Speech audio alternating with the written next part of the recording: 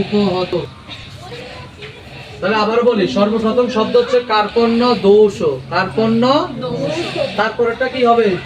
উপহত স্বভাব।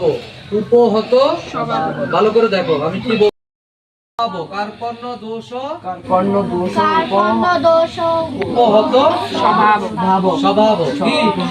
উপহত স্বভাব। আবার বলি, কার্পণ্য দোষ উপহত স্বভাব।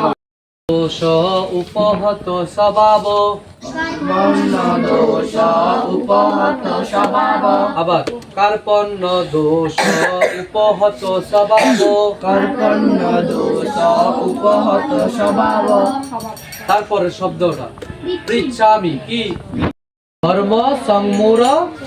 আবার বলি, পৃচ্ছামি ত্বম ধর্ম সংমূর চেতা। তুমি বলো কি বলছি?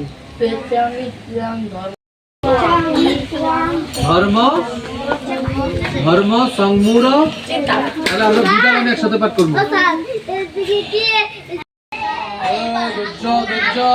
এই কথা বলো না।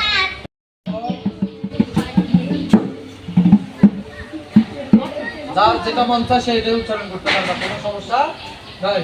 তাহলে ইয়াশ্রেয় এটা কি? নিশ্চিতম রুহি রুহি তন্মে।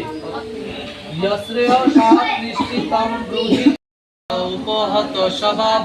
কার্পণ্য দোষ, উপহত স্বভাব। পৃচ্ছামি ত্বম ধর্ম সংমূঢ় চেতা। পৃচ্ছামি ত্বং ধর্ম সংমূঢ়